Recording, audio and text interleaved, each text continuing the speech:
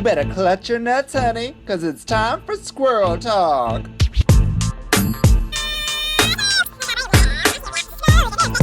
Welcome back, squirrels! Oh, it's another week. The sun is shining. It's so hot. I hope you all have air conditioning and fans because we do. And if you can hear them in the background, we're not sorry. We are sweaty. I want to remind everybody to go to canpodawards.com/vote and give Squirrel Talk a little vote for outstanding TV and film series. That is only if you're a podcaster. If you have a podcast, if you're involved in a podcast in any way, that's your job. Go vote for us. Go vote for all the Sonar Network shows because there are plenty of them that are nominated. And I'm very happy to be nominated with my fantastic co-host. It's my sister from the House of Lix, Hillary Yaas. Hey, we're nominated for something? I think we are. Oh, well, did I make that up? Yeah, I think it's all a dream. I don't think that actually happens, Selena. I'm sorry to burst your bubble, but you know, you are a Canadian Comedy Award winner. You've won enough in your life, and you were just trying to manifest more things for yourself, and it's kind of an ego trip thing, I think, really. I read The Secret. I know how it works. You got to manifest. Hillary, how are you? I'm the worst. So I've got a nice little beer cocktail going. You're drinking out of a metal straw. It's very environmentally conscious of you. I know. It's 1 part beer, 1 part Diet Sprite, and then a splash of sour and a splash of grenadine. You're a mixologist. You also look fantastic. The bow in your hair matches your background, which I think is fantastic. Right. We do this on Sundays, and on Sundays I'm starting this, I don't know, just chat on my Facebook, super cash, Coffee with Hillary, where I invite some friends and we just have coffee for about an hour. Can I sing the theme song for a sec? Can I sing the theme song? Give it to that. It's Coffee with Hillary. Yes! Coffee with Hillary. And then there's a cat. And, of course, there's always a cat. I'm a little upset that you're in drag and I'm not. But also, I thought that... No. You could have done it, you lazy girl. Well, I didn't know you were going to be in drag. It wasn't planned. We could have talked about it and I would have dragged up. But you knew that this was coming because not only that, we're actually starting a Patreon, aren't we? Big announcement. Hillary has come through and created a Patreon for Squirrel Talk. All I did was kind of type in a little thing on a Facebook page or whatever the heck it's called. Anyways, we have a Patreon now, so... Listen, this is something I've been wanting to do for years and I didn't come through and you did. You took the initiative and made it happen. So thank you for that. Do you want to tell everybody what our Patreon is all about? Yeah, it's super like community oriented. Okay, so it's cheap, but it's mostly focused on the idea of, super cheap. We're very cheap here. And it's just essentially focused on community. We just want to have a place where you guys can hang out and chat with each other. And, we'll have monthly Ask Me Anything hangouts and stuff. Because honestly, Squirrel Talk, we know you all listening and we want to talk to you more and we want to engage with you. And we also want to give you a little place where you can help support us if you want to do so. And it'll be really nice to get all of you out of my DMs and onto the Discord. Yeah. So, we have a Discord chat set up and it's really super fun. Anyways, there's 3 levels. The first one is Team Hillary because drag themes. Team Hillary. Yes, Hillary Team number 1. Yeah, you got access to our monthly chats and the chat room. Then there's Team Selena, which is $1 more or something. And that's the premium version because Selena's premium. And what you get on is access to, for the first time ever, Squirrel Talk podcast as a video version. Yes, you get to see our glamorous, ugly faces. That's right. And actually, that version is going to be unedited. So you're going to see the completely uncensored, unedited version. If we say anything inappropriate, that's where you'll be able to cancel us. And then the third version is Team Vicky. It's $25 a month because it's bougie. And it's She's the bougie one. expensive because it's bougie, and you get no extra benefit at all, except we will send you in the mail a certificate that authenticates you as a bougie bitch. It's $20 more than my level, and you get no extra benefits. But that's the definition of you bouginess. Exactly. It's all about if you've got the money to spend and you want to Yeah. support your Squirrel Talk Yeah. sisters, give us your money, please. That's the place to do it. So anyways, we're launching our Patreon. We're selling out. Oh my God, we're terrible. But honestly, it's all about community because we want to engage with everybody more who's listening, and we want your opinions. So if you have opinions, go to our Instagram, tell us what you think, sign up for our Patreon, patreon.com, Squirrel Talk Podcast. That's right. Patreon.com, Squirrel Talk Podcast / Squirrel Talk Podcast, and sign up there. And let's hang out. Okay. There. Let's hang out there and end of plug. End of plug. End of plug. And also don't forget to follow our Instagram, which is at Squirrel Talk Podcast. Yeah. Hillary, did you make your video yet for the House of Trash's? Oh, the House of Trash show this week? Them TV Cribs. That's right. I sure did. I gave a whole full house tour. Incredible. Is it edited and submitted yet? Because mine's not edited and submitted yet. Yeah, you know how I'm very manic. So at the last minute or like at just some random moment, I'm sitting on the couch, I'm watching TV. Then I randomly spring up, get into drag, film a video, edit it, submit it, and then proceed back to the couch and watch some more TV. And that's kind of how I get things done. And I did that exactly. You're a go-getter. You get things done. You come through. And we are both on the House of Trash out of Calgary, Them TV Cribs show on Friday night. I don't remember what time. I'm sure someone will tell us. And it's drag performers giving house tours. And there's a variety of drag performers. It's going to be a super fun show. It's very MTV Cribs. Yeah. And you can find the link in my bio on Instagram at Selena Vyle. Go click on that link and then you'll see some tickets available there. The tickets are free, I believe.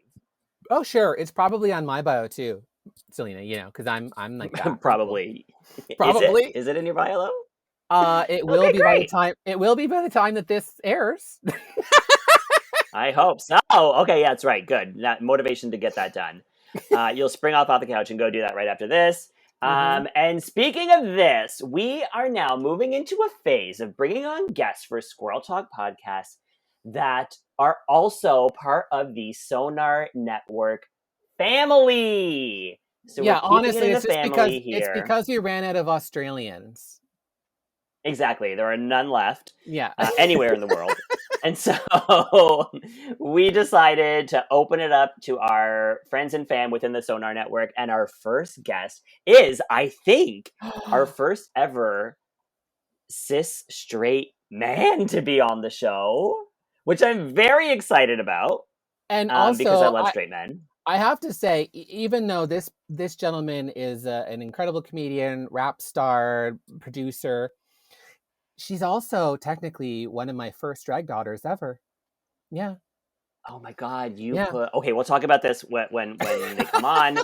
Give a round of applause for our dear friend, excellent comedian, producer and creator of Rap Battles, and the host of Confederacy of Dunks podcast on the Sonar Network. It's Freddie Rivas! Woo! Hello! Freddie! This is amazing. That was an incredible intro. Thank you both so much for having me. A lot of firsts, so there's a little bit of pressure here, but there's a lot of pressure, yeah. A lot of pressure, but I'm feeling okay. I'm feeling pretty comfortable. Let's jump right into it. How does it feel to be the first straight man doing something? That must be a lot of pressure, honestly. Yes, totally. They're an underrepresented group for sure. Y'all are just so oppressed in society. So, oh my goodness, like it's like punching through a glass ceiling that's like already broken, and there's like an elevator like with my name on it. Like you know what they say about glass ceilings that are broken? Large shards of glass that you can cut yourself on. Totally. It's true. Don't do parkour around them, Yeah, don't you go bouncing off of those glass ceilings. Freddie, I want to say before we get into anything, you are one of my favorite people in the world. A hilarious comedian with the biggest heart. You are such a lovely person, and I'm so happy that you're here. If any straight man should be here, it's you. Oh my God. Thank you, Selena. This is like, it's such an honor. I'm like, I will say I am nervous to do it. I want to be the right type of like, passenger, so Sure. to speak. Like I definitely hope I don't overstep or anything like that. But You're not yeah, overstepping I'm genuinely at honored. all. Yeah, you're not No, overstepping at all. We No, invited you here. like honestly, we're like, And if I do, you edit it out, right? Yeah, yeah, we'll edit you out completely. like if we're like the gay train and you're afraid of getting on the gay train, like don't worry, like we're like the most busted ass shitty train. We're budget. We're really budget, We're like It's true. This train is we're missing beneath wheels. Greyhound, we closed. Yeah, we're the kind of train where like you have two people actually pumping it. Yeah. Sick. Like, Well, I yeah. feel like I can jog and like hop on, and we'll be like that weird Superman Heritage minute commercial. With Lois. You know what I mean? Like, He hands her the like- That's right. it's like he can't wear it. The superhero can't wear tights, and he's like, you better believe he can. I don't think that's how it goes, but in my mind, it's all about tights, and he's like, oh, he's wearing tights, and that's basically. Yeah. Oh, yeah. the He was Heritage wearing. minute. He was wearing tights under that suit for sure. Totally. Freddie, okay, you are the host of Confederacy of Dunks. Please tell me I about am. it because it's about basketball, which to me screams not for me. But you tell us. I know all about nothing. it. I know nothing. Teach us. I will say this, since I'm talking on Squirrel Talk, I Yes. feel like there are, I don't want to like make up similarities, but it's competition. Basketball is competition at a high level. There's a lot of 100%. like instinctual performances. There's lots of like, amazing like clown-like moments that happened. So if you're an artist or someone who's a performer, an actor, there's a lot for you in the NBA. Yeah. In terms of culture and just a lot of different angles. Our podcast is, we try to get all comedians. So we try not to be too, I guess, like in the weeds in terms of sports because, a lot of people have negative experiences with sport. And I don't know, that's not our angle like that, or that's not what we don't want to be that type of podcast. So yeah, if you want a friendly basketball podcast, check it out. Give it a listen. A lot of people have negative experience with sports, but for a lot of people, sports saved their lives. Like sports was their recreation that like got them to a level of like acceptance of themselves and For sure. kept them out of trouble, as they say. Totally. When I started playing badminton, I was right about to rob a bank. You know what I mean? I hope that's a true story. I hope you absolutely were about to play badminton. Yes. Freddie, Sports didn't save my life. Sports killed my mom. Oh no, that's not true. Your mom posted a great video of herself today singing. Okay, I was right about to be, I don't know, grief stricken. See, Yeah. She was trying to be killed a in a basketball passenger. accident. You know that she never saw that stray softball coming until it smacked her straight in the forehead. And Isn't that Simon Birch? I'm Probably. sure. Is that? Wait, is that Simon? Is that actually Simon Birch? Or no, a prayer for Owen Meany. That's what happened. I don't Sorry. know that. That's hilarious. Spoiler. softball killed my mom. I do want to say basketball players out of all sports players might be the hottest. So, and the sexiest. For sure. So if Wait, you say ever need a basketball gay to players are? come. Yeah, I think so. Okay.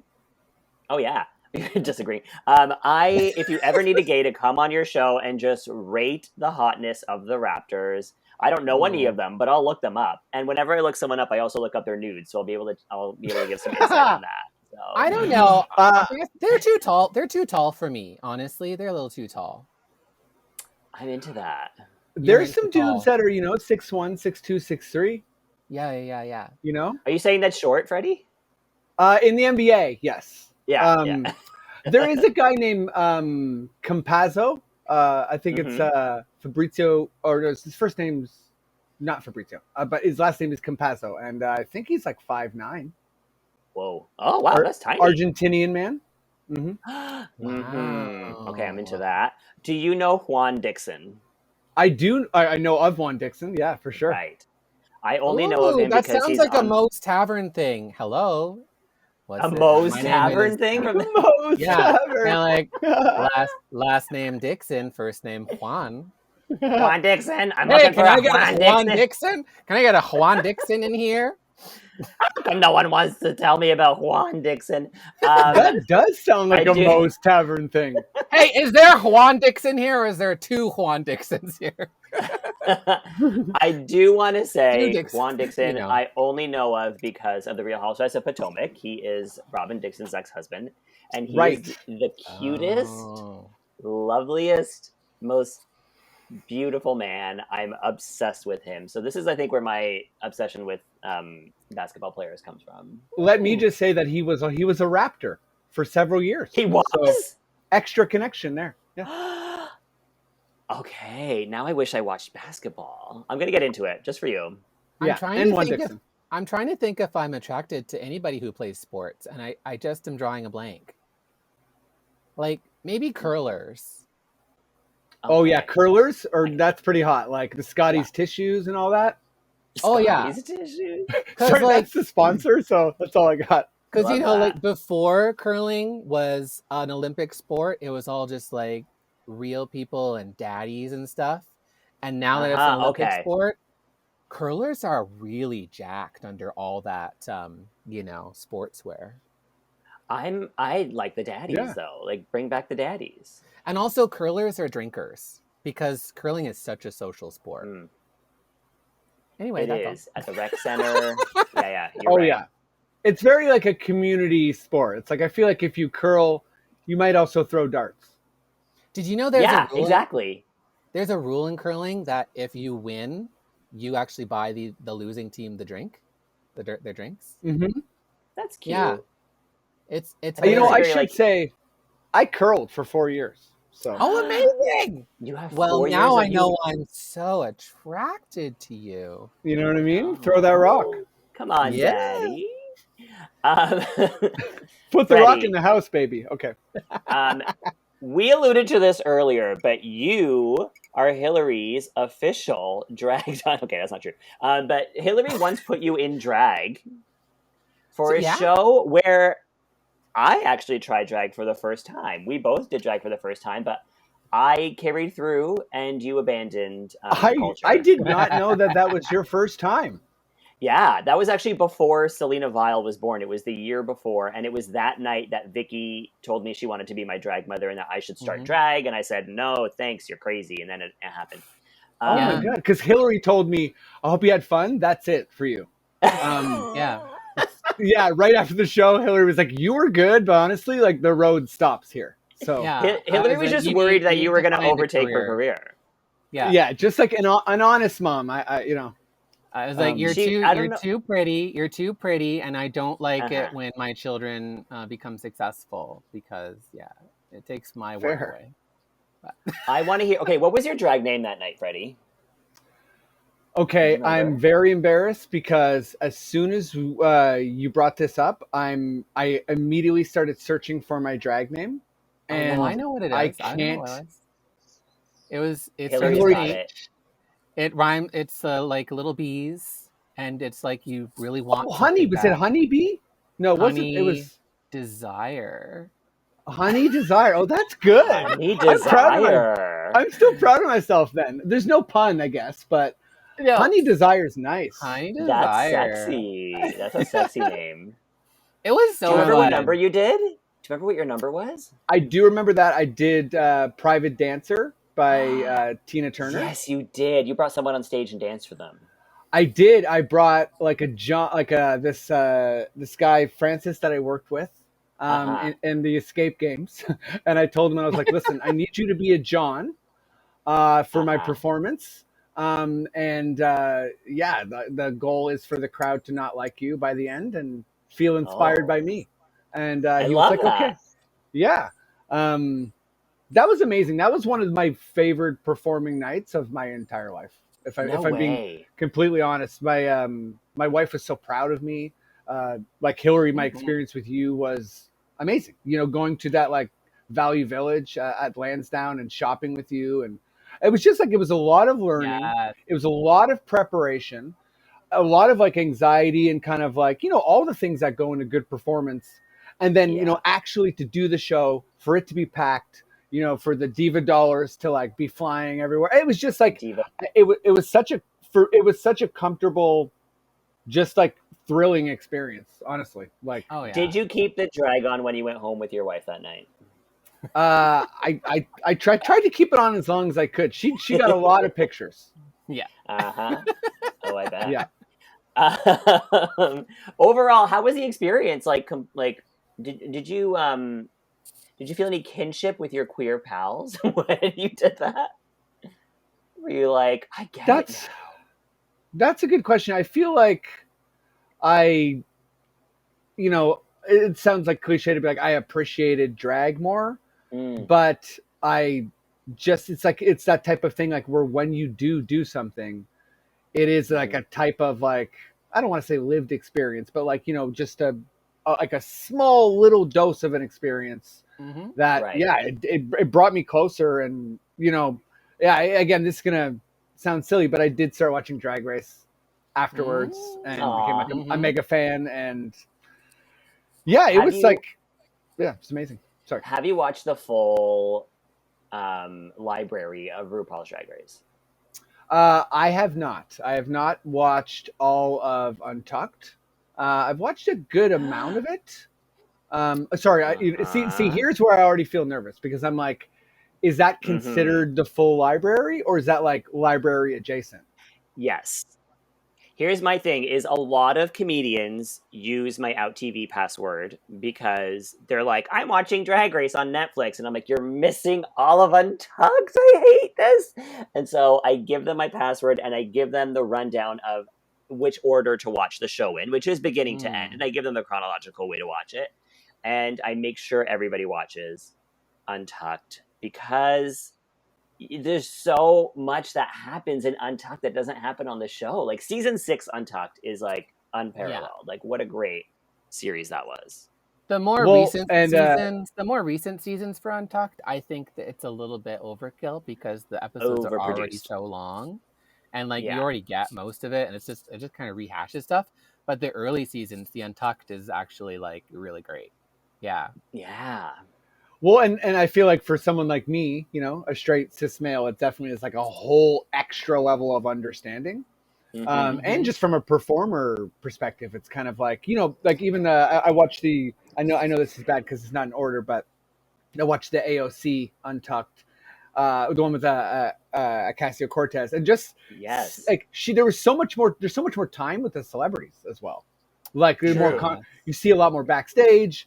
I love Heidi in the Closet so much. So seeing her kind of be like a bit more angry and mean in Untucked, or like not mean, she but was like not mean. She was but like a bit more, I don't know, like icy. A bit more icy and a bit less jokey. Was like, okay, wow, you're right. This is another side, know. Yeah, you're talking about her like, fuck you, fuck you, fuck you.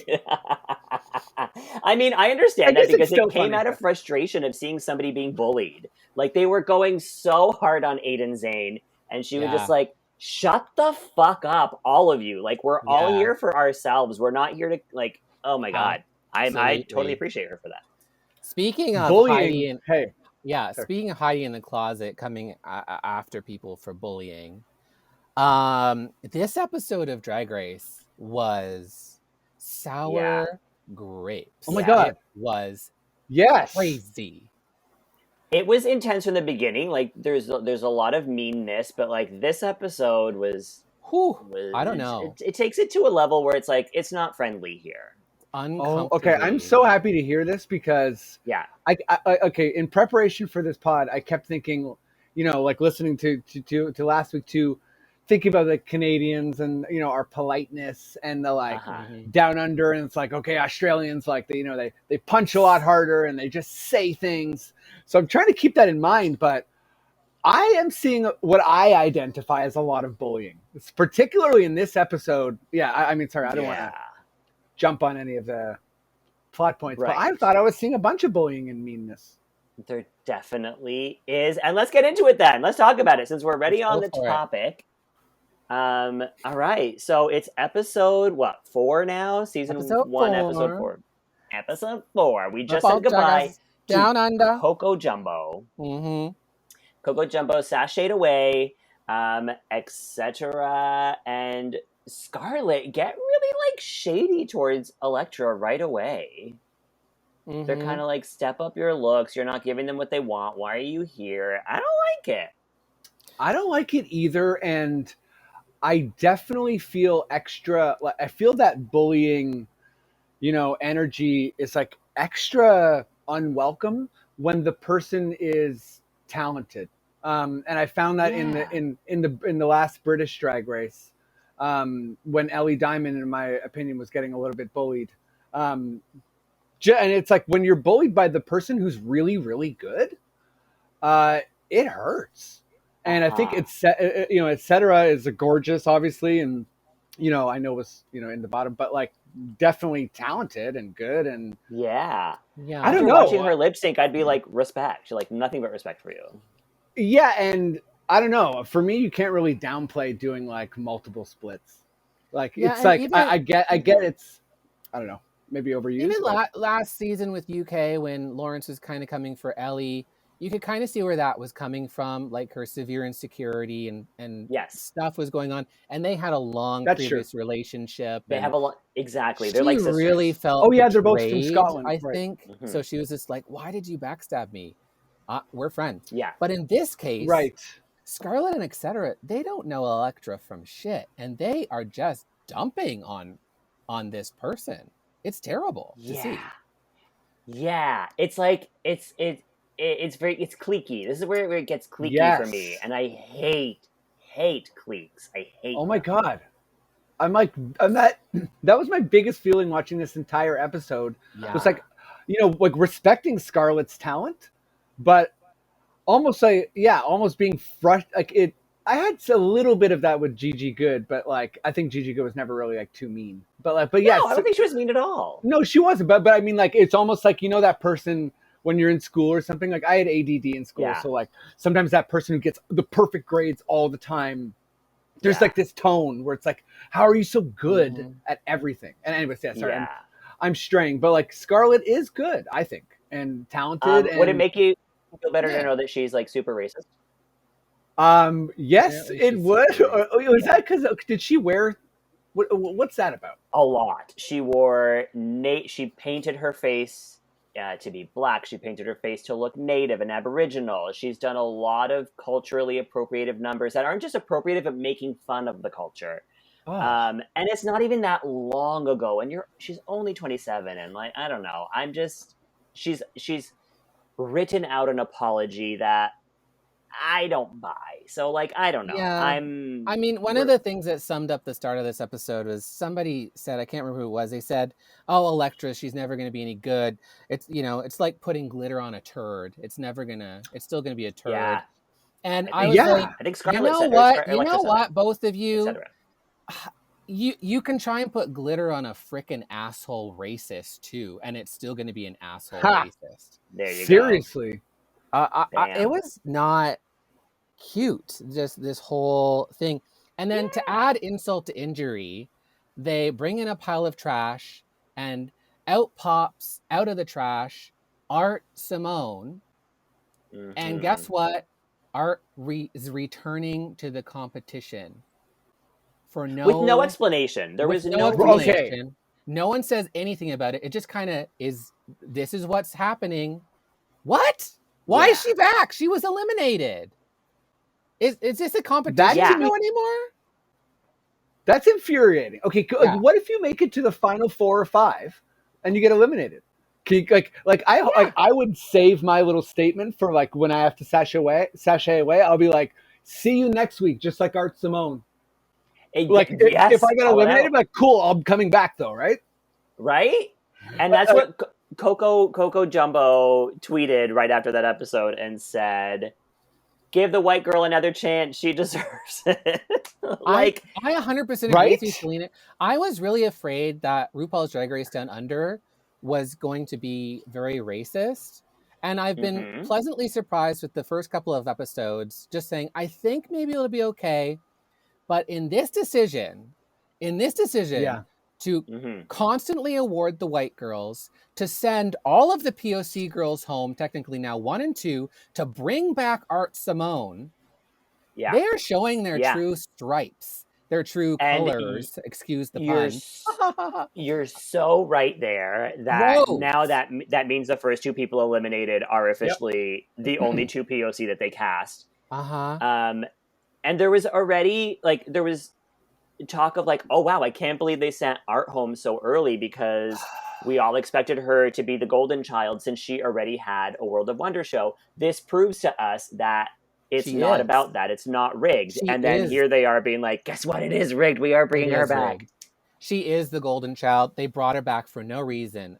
I could not believe what Yeah. was going on there. She's talented. She's very talented. I did she want to see is. more from her. I think she went home too early, but that doesn't mean you just bring her back for It no does. reason. It doesn't matter. Joe Black was talented. Joe Black Yeah. came back because her peers voted her back on the show Exactly. at the standard that's There's point, purpose there. right? And because Veronica couldn't come back because of COVID, so they had a spot to fill. There was no spot to fill here. There's no spot. And also Joe Black seemed like they came back to just get made fun of a little bit and sent home immediately, which was also hard to watch in a way because it was man, COVID's hard on everyone to come back right after and be honestly, see you later. Joe Black was yikes, but this seemed with watching Art Simone be good too was almost added stink because it was you are good, you're probably not going to come back and be on the bottom, but the idea of this being a show where you got to show up every week and even the good people can get voted off if you don't do it right, that's kind of gets eroded. Exactly. I find, with something brain breaking like this. And not only, Mm-hmm. yeah, and not not only that, you feel so disempowered as a newer drag queen who isn't Art Simone, because it's oh well, it doesn't exactly Electra. It doesn't matter how hard I try. Art Simone will always beat me because the system is rigged against me. Art Simone is already Australia's drag superstar. She doesn't need to win Australia's drag superstar. She's already been eliminated. This is ridiculous. It's just this whole episode, especially put me off. The whole thing. It puts a bad taste in your mouth. Yeah. Don't know what to think anymore. It's gross. One of the only things that made me feel some sense of okay, things are all right a little bit. Give us some positivity, please. I'm drinking because I have to feel my emotions. Feel them. Feel them hard. No, Electra, when I was watching her take Rue's notes, I was please, just do exactly what Rue says. Please. Because you can become one of these queens that they talk about where it's I'm just picturing the Michelle monologue where she's you came in here and you were a little bit raw, but you took her advice and you grew and it's you can be, there's always room for one of those queens to be to take all the notes, right? The person who doesn't have a ton of the third talent, place queen, the queen that never wins, but they make it to the top 3. Yeah, for sure. The Adore Delanos, the Pearls, the detoxes, Crystal Method, or I guess that was Crystal Method. Yeah, I love Crystal Method, but yeah, I'm like a bird. Just that, and then seeing her kind of take the note, it felt good. And then seeing her, did she even say anything when they were in? When they were on the couch afterwards, I thought she was going to throw some shade, but I'm not sure if she even said anything. She was at which point? Are you talking about in Untucked? Yeah, in the Untucked portion when et cetera was kind Freddie, of why am I in the bottom? That's down the line. Oh, I'm sorry. I'm jumping too many guns. Yeah, we're going chronologically here. But you're right. Rue comes in and has a talk with each of them because they're the point. I mean, we didn't even talk about this, but now they have to design. They have to design. It's the design challenge where they're the piece of trash that walked in, and also the bunch of garbage they had to make stuff out of for garments. Yeah. Yes. Yeah. So she has talks with each of them. I'm really confused with Karen's line of thinking here. redeeming your Snatch game by doing this character that Rue doesn't know, Mm. but like doing it in a fantasy world where she did make it across the border with the drugs. I was just like confused as to why this was her route. Because It she seemed holds on to really character. Yeah. I think she holds on to character very strongly. Like all of her runways have been very character based, don't you think? True. Like they all have a True, real but sense of story. but they've all had a sense of fashion as well, and I But guess she didn't it's make different them. when you're. She didn't make them. True. True. This one definitely seemed like it was drifting into, you know, I don't know if it's too offensive to say like Halloween costume territory, but No, like, they called it costume later. You're right. yeah, I'm always see that's where my straightness comes. I don't want to overstep, but yeah, I definitely think there was a little bit of kind of like, it made me think. You remember that viral video of like the Australian potty boy, where he's like, I just have a potty, and like it's basically this Australian guy who has like a giant house party and gets arrested, but he's like a famous Australian character that is like, yeah, you might know or care about if you're in Australia, but it's like, Yeah. we don't care about this version of a person who made it into Bali, I guess. Yeah, it was kind of like it was very specific. I'm down to go on a bit of a journey for a character, but Is this Corby Chappelle Corby? Is this the character that Claire Danes played in Broken Down Palace? Or am I making things up? I don't know.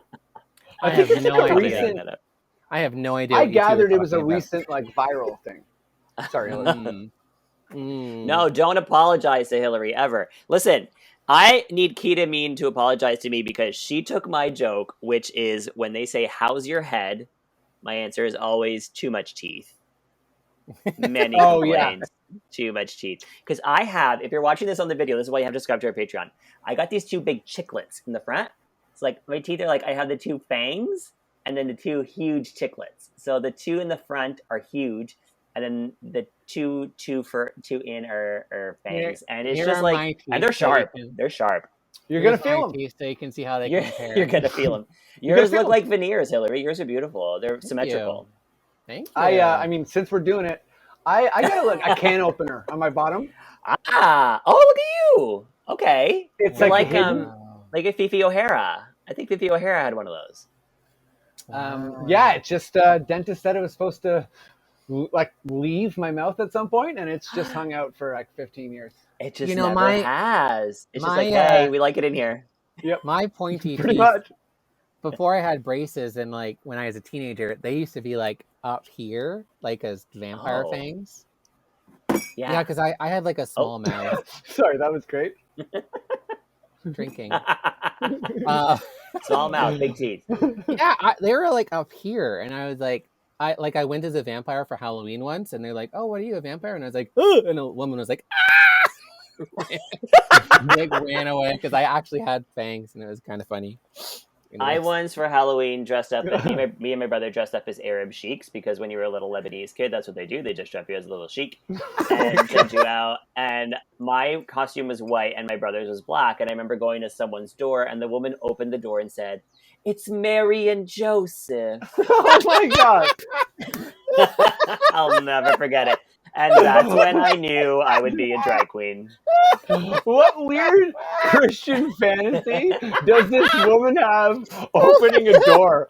She's like, oh my god, it's the three kings bringing Jesus' gifts. It's like, whoa, where does this person live where she's hoping for kids to roll up as like Christian symbols? I was like, do I look pregnant to you, bitch? Yeah, I know. No, I'm a child. Oh, nothing immaculate here, lady. Yeah. We talked a little bit about Elektra, but Elektra is like, Rue, I want to talk to you about this concept. I'm the kangaroo hunter because I'm sending all the Aussies home. Yeah. Ooh. Yeah, it was. I thought it was a fun idea, but this kind of brings up what I'm thinking about this always is like, what is RuPaul looking for? Do you think? I don't think there's one thing she's looking for. I think it varies from person to person because there's things that I can pull off that you can't. There's things that you can pull off that I can't. So I think she thinks about the individual and what they can bring to the table. That's what I hope anyway.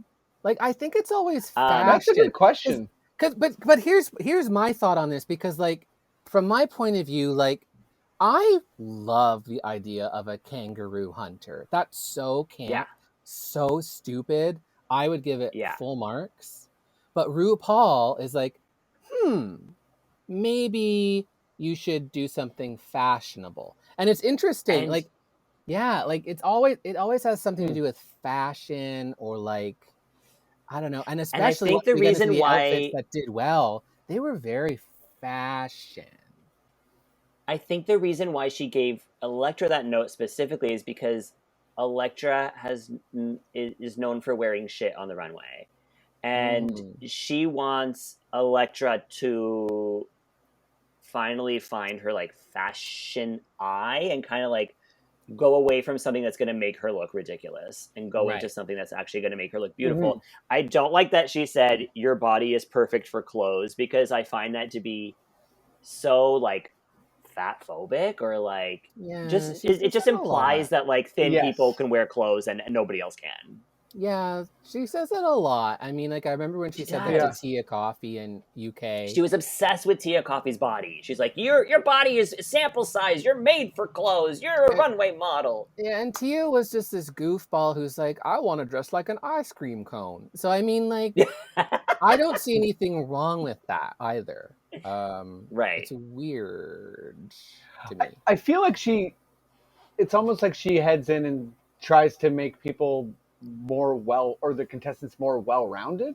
So she like picks the area that she thinks. Well, they no, need she to doesn't go in like more. well-rounded queens. She prefers queens that are very thin. In fact, yeah, right, yeah, like rack model queen, heroin chic, I guess. A well-rounded rack model. Spherical stick of a person. Yeah, some sort of shape that is not physically possible.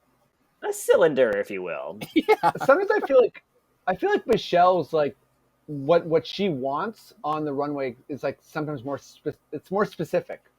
Like, because like I have like things that Michelle has said like in my head, where it's like, oh, that's a jumpsuit, Michelle's gonna be mad or something like. But I don't have that for Rue. I'm not like, oh man, Rue's gonna be pissed by this. Yeah, Michelle has her things that she likes and she doesn't like. Yeah, no jumpsuits, no green. Makeup has to be on point for her all the time. It's very particular, isn't it? Yeah, it's pretty consistent. Jeez. I think the only thing of note other than that is when she baits Scarlett into shading Elektra. Who's buzzing there? Is that you, Hills? Yeah, sorry. Hillary, are you? Put it on silent. I did. Good. I did. She tells Elektra, or she tells Scarlett to give Elektra advice. Like, what the fuck is that? What was that moment? That whole, even the way the camera was operating, it kept like, it was like it would go into one person and they're gonna like throw some shade, and it starts to like everyone's like working on their stuff and they're zooming in on their faces waiting to get insulted. And I guess for me, I'm like, man, it's like I feel like there's a lot of slaps going around already. Did you notice how this competition's hard? Come on. Did you notice how often it panned to Art Simone? Like, Art Simone was just working on her thing, looking over, giving shady eyes the whole time. I was like, know your place, bitch. You just came home from being eliminated, and now you're acting like some sort of invincible child. She is invincible, apparently. I don't. Yeah. She's got connections. Apparently. Also, I did love the new term that I learned, fair suck of the salve from Maxi Shield. Oh, that's right. I love that. What does it mean again? What does it mean? Fair suck of the, salve, like dinky. Yeah, but why? When would you use? I'm so immature. That was amazing. That was amazing for me. We're schoolyard again. Well, it's just like if you would go and someone would be like, oh, did you have your turn? It's like, well, are you sure you had enough cake? It's like, oh yeah, fair suck of the salve. Oh, I had enough. Gotcha. I got my dues. Right, I got my well worths. I'm trying to make up something new to. Okay, you know what? I'm a straight overstepping man right now. No, please give us all your straightness. It's fine. You're the Yeah. only straight man we'll ever have on here, so Okay, great. this is your moment. But good. You know what? I'll just ruin it for everybody else. And Okay, Anita was in the Navy and played the trumpet, which I think is amazing. I am in love with Anita Wiglet at this point. I love her. I'm so concerned for Anita and Kita in this room because they're like the only two legitimately nice people there, which is crazy. They're darlings. They're amazing.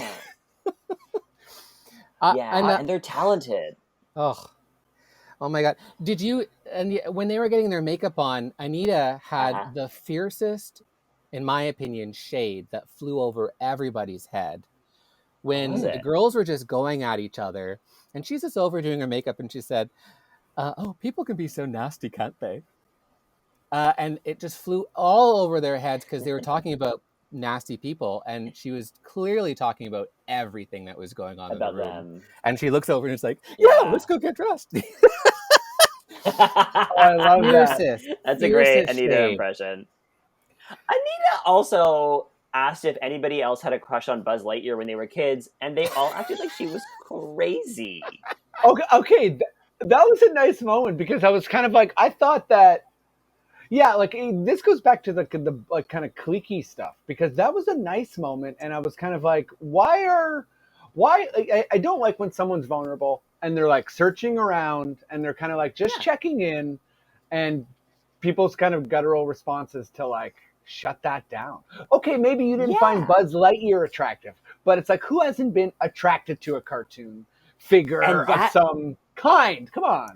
That came up a few weeks ago on, I don't remember if it was UK or 13, but someone was like, have you ever been attracted to a cartoon character? And they were all like, what? What are they talking about? Yes, a cartoon characters, there's so many that are really hot. King Triton. Oh my God. And this gets way too deep in this generation Z, where people try and say, oh, well, you can't be attracted to that character because he's technically 13. And I'm like, I don't know. He's a drawing. What am I doing with my life? Why are we complaining about this? Am I attracted to Sonic the Hedgehog? Sonic's probably 3.5. I don't know. Oh my God. Sonic the Hedgehog. Sonic's an elderly hedgehog, okay? He's 3.5. He's about to die.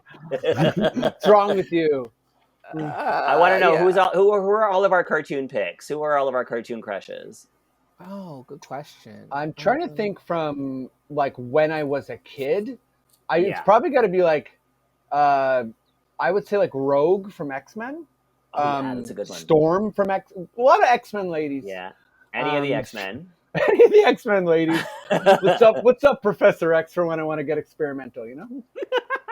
Oh gosh, I'll just say like anyone from I don't know, a lot of animes. Like honestly, that's dangerous territory. Don't come for me, Gen Zs. But I mean, like, come on, they're cute people. Let's say Goku. Let's say Goku. Everyone knows Goku. Goku's definitely of age.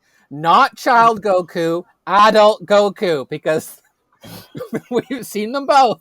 But no, okay? Did you think Krillin was hot, Hillary? Krillin threw a frisbee. Absolutely. Krillin represents the hot everyman. You know what I mean? Hot, yeah. Just like the salary worker who's like rips his shirt off and he's jacked, but you'd never know it by his face. Yeah. That's fun. I like that. Blue collar hottie. I always had crushes on girls when I was really small, and I didn't realize this because I wanted to be them, not because I wanted to be with them. And for me, it was Daphne from Scooby-Doo. Ooh. Okay. I was always into redheads. Oh, I like that. And then as I got older, and I was like, oh, here are the people I would fuck. Well, there's King Triton, and King Triton. Why can't Ariel's father.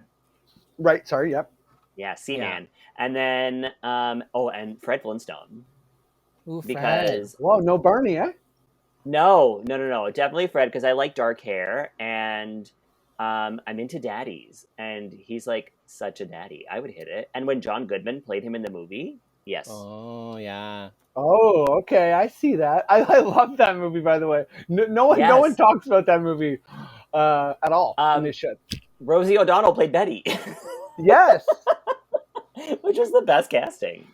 What a great choice. Rosie. What about Super Mario? Would you do Mario? Yeah, 100%. I did Mario and Luigi together. I picked Rosie by them. You're like, I'll tell them to meet me in a tube. What's up? There it is. Listen, those tubes are phallic. I'm into it. Okay. Mario and Luigi. Well, okay. I mean, yeah, that's pretty much all of that. Unless we want to keep going on this stuff. Oh, what's Well, her there's name? one more thing. Should we talk about Etcetera's non-binary journey? I mean, I hate because Etcetera at this point, but yeah, we don't like her, but this is an important conversation. Yeah, I just wish I love that Etcetera is putting out this non-binary, thinking she's trans story, which is good and relatable and awesome. I just wish it was coming from someone who was a little less evil. Yeah, although the evil is subjective, although we both think that she is. Freddie, what's your opinion on Etcetera? Because we know that you're not into the cliqueiness and the bullying, but where do you land on her in this moment?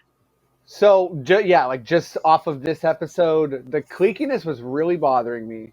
Mm-hmm. It's definitely like a pet peeve of mine when they're in Untucked and someone says, they kind of just come out. I know like the cameras are like, okay, say stuff, but I still am bothered when she was like, now I'm surprised that I'm in the bottom, because like when I was watching the episode, I'm like, I'm not, I don't, like, I thought the purple look was cool and wasn't like, awful or anything, but I thought it was deservingly in the bottom.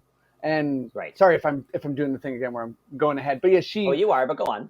Oh, I'm sorry. I'm messing everything up here, but Etcetera. Yeah, it just kind of was, I found a little bit icky and hard to kind of get behind. But again, that's separate from the non-binary message for sure. Yeah, and it is a very important message, and like 100% we need representation on TV, even if it's coming from someone like this. It's important for kids at home who are watching this, who may be feeling this way, to see the sentiment expressed on a national platform, and to be like, I'm not alone, somebody else thinks like me. Yeah, and it's okay. You can be non-binary and be a spiteful, hateful bitch too. That's okay, I guess. Hey, it happens. Yeah, no, I think the one thing that she said, where she said, thank you for being kind and patient, everybody, in regards to my gender and affirming all that. And I was like, I totally think that everyone is very that for you, hopefully.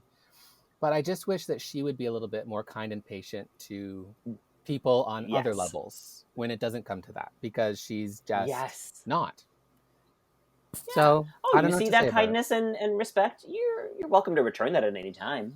Yeah, you're welcome to treat other people with respect anytime you want to. I just don't like it when no reciprocation revel, when they revel in being awful. Like even at the end there, Elektra was like ripping animals apart. There was all this stuffing, very relatable. Great situation to be in when you're angry. But Scarlet comes over and says, "Can I give you any help?" And Elektra's like, "No, I'm fine. Stay over there." And Scarlet just is like, walks away. She takes joy from torturing people, in my opinion. And that she does. Is a shady piece of work. Yeah, Scarlet seems like a piece of shit human being. I'm just going to say it. I don't like it when people take joy from that stuff. It's gross. Yeah. She had, Freddie, I don't know if you know this, but a couple weeks ago we had Weird Alice Yankovic on our show, who has been in the Australian drag scene, and told us that she, Scarlet is the reigning Miss Burlesque Australia or something like that, and she had her crown stripped of her because of all the stuff that came out about her racism. And it takes a lot for a burlesque dancer to lose their crown, okay? Like it's the world of burlesque. A lot is justifiable, but for a stripper to lose their crown, hello, something's wrong here.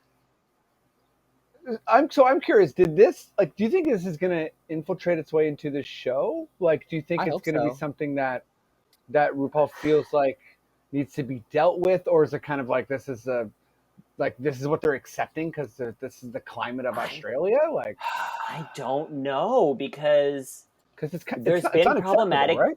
yeah, there's been problematic people on the show before. They cast two known racists who had like very racist backgrounds that were very public, and they still cast them on the show. So like, I don't know what the deal is. I don't know what the deal is. It's frustrating. I guess TBD. But this has just been a very frustrating episode. I think we should all just cool off for a moment and then come back and do some runways because. Agreed. We need a breather. We need a break from all the negativity of these two little white women. And I'm so happy that you're here, Freddie, because you're the most positive, enjoyable person in the world, and you're letting your positive energy is helping us get through this piece of crap episode. Well, I love you both, and I will try not to continually jump ahead of where we're supposed to be. Listen, there's not much more to jump ahead to, so I think you're pretty safe from now on. Okay. Somehow I have spoilers from the unaired episode from next week that I'm just going to blurt out. I hope you do, because I want to know who they're yelling at. Okay, so we're going to take a quick little break. Go pee, go do what you need to do. We're going to hear from our sponsors now. Great, so we're on break right now. Does anybody need a break? You're going to need a break, Hillary? I'm just going to go refresh my drink and be back in a minute. Is that cool? Go get your refreshment. Is that okay? Yeah. I don't really need a break, but I will go pee if you're going to do that. Because what if I have to pee in 10 minutes? That's annoying. Exactly. We're going to leave this rolling so the Patreon can see me sit here while you guys do that. Hello, Patreon. Please don't time my pee. You know what I mean? Or do. You know what I mean? That's Patreon. Fun game. BRB. Okay. Hi, Patreon. It's me, Selena. I'm sorry I'm not in drag right now. And frankly, I'm pissed at Hillary for not telling me to get into drag. She does this kind of thing all the time where she's like, hey, I want you to do a show with me, but I want you to do it like out of drag. And I'm like, oh, she's like, we're all going out of drag. And I'm like, great, let's all go out of drag. And then I'll show up to the gig and everyone is in drag except for me. And I think she does it on purpose. She says she doesn't, but I don't believe her. It's actually really worrisome. I'm like, do you have my best interests at heart, or do you want to destroy me? You know what I mean? Like, is this like a Scarlet situation where she's racist and taking it out on me? I don't understand it. Oh, here comes Freddie. Hello. Wow, 2.5 minutes. That's pretty quick, right? I don't know. I made that number up. That was pretty quick. It felt quick. Yeah. My peas are not quick. Yeah, like 45 minutes or? Yeah, about that. Sick. Just you like steady stream the whole time. It's mess. Yeah, none of that like sitting there waiting for the next stream to come. No. This is like one continuous 45 minutes. You're like, I pee once a month, 45 minutes straight. Sorry, I guess. That'd be amazing. I'm a disgusting person, I guess. No, I love it. Those long peas, those like Naked Gun long peas are the best. How dare you quote Naked Gun? I love you so much. No one talks about Naked Gun, and I don't understand why. Naked Gun is the best. Naked Gun is a big part of my I feel like origins of humor, to be honest. Yeah. We were obsessed with Naked Guns. Leslie Nielsen. Did you watch Police Squad? Leslie Nielsen, 100 Airplane, everything. Police Squad, I don't know how I evaded that, because that's like right in the world of like, we watch a lot of In Living Color, a lot of Wayans Brothers. Any Wayans Brothers film, we like were. Well, that's where the Rivas brothers came from, was from the Wayans brothers. They were developed out of the Wayans brothers. Oh, totally. It's my dad. Yeah. But Police Squad is one of my, I used to watch it all the time when I was a kid. One of my favorite series ever. But the only good thing on Police Squad is the radio guy who does all the sound effects, really. That's Police Academy. Oh, that's definitely. But that guy rocks.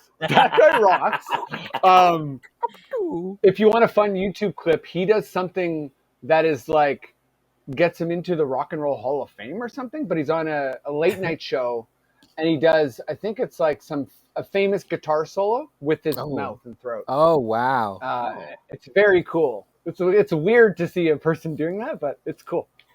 Yeah, because Wow. like guitar strings hurt my fingertips. I would never want to use my mouth. You know what's weird? Totally, right? You know what's weird about watching Naked Gun though is O.J. Simpson. Yeah. I was about to say that. That's Yeah. the weirdest part about watching Naked Gun. It's like, this great movie's great. Holy fuck, is that O.J. Simpson? And then you're like, oh, well, maybe he's not in like a lot of it. And you're like, okay, nope. No, he's the main character. Okay. Shit, he's Leslie Nielsen? Huh. Yeah. I forgot that. Airplane Yeah. is so good. There's it's a gag a minute. I mean, like It never stops being funny. like the line of people that want to slap her, and then like the nun takes the gun. My And favorite part. it is up there So with like good. Clue. You know, like oh, so good. Yes. My God, when those two black men are having trouble communicating with the Oh, because stewardess, they and then speak that in white jive, woman, right? They yeah, speak the in white woman jive. comes over. She goes, "Excuse me, ma'am, I speak jive." And she's back and forth. It's so good. Oh. All right, let's jump back into this episode. Woo! Here we Okay. go. And we're back. We peed in record time. Drinks refreshed? Yes, All girl. good? Poured myself another Pabst Blue Ribbon cocktail. Oh, girl, it's so good. No, sponsor us. Paps? Sponsor us. Is it Paps?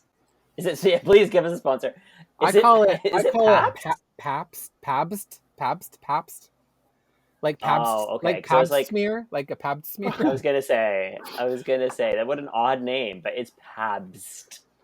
What did you call it? Paps. Selena was clearly angling a certain direction, and I just had to watch that play out because. Well, I'm not a drinker, so I don't know shit about beer, and I don't care.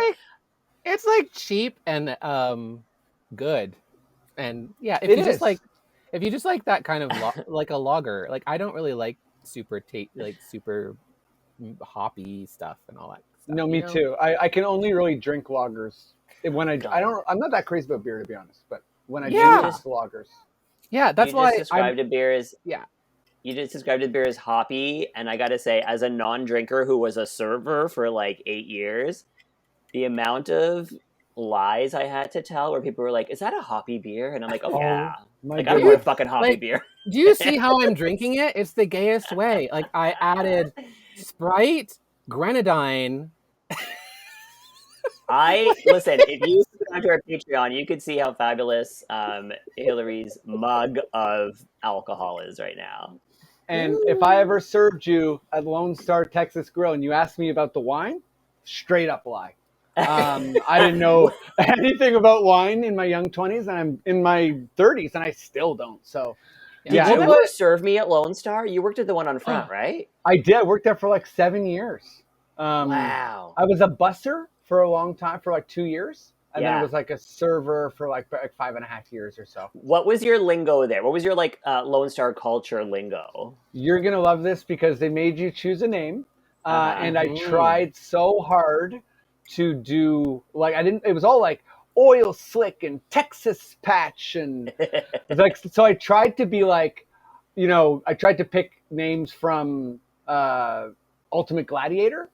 And they hated it. So I was like, can I be Nitro? And they're like, no, you can't be Nitro. There's nothing Texan about that. I was like, okay. And I tried to be Laser. Then I tried to be Chimichanga. Because I was like, I'm Latino. No. So like someone else is like a steak burger or whatever. Why can't I be Chimichanga? And they're like, no. But I did convince them to be Burrito. Wait, did they call you? You're Burrito? I was Burrito. And I would go up to tables and be like, hello, my name's Burrito. And they'd be like, what? Stop right there. What's your name? And I'd be like, Burrito. And they'd be like, I don't understand. And every table was at least, I would start every single serving experience with the table I was serving being off-put.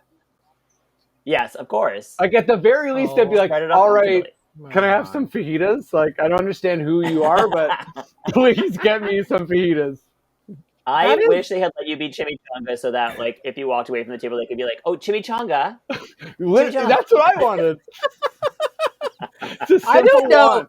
You know, and this is not about you, but I think it's because, you know, it will make people uncomfortable to call you chimichanga. Because I don't think burrito's much better. Because it's not. I know it's not. Like as a white, I just think it's hilarious that they let you go away with burrito. Like it's just as bad. It was my 5th suggestion that wasn't on their suggested name, so they kept giving me the sheet, and I was like, okay, no worries. How about nitro? And they're like, that's not on there. Like, so like I just kept. But he's an American Gladiator. You know what? What? There is an American Gladiator you probably could have got away with. Ice. Ice. Why didn't I try ice? Because I mean, there's a Mexican reference there. Sure. Oh no. Yeah. Oh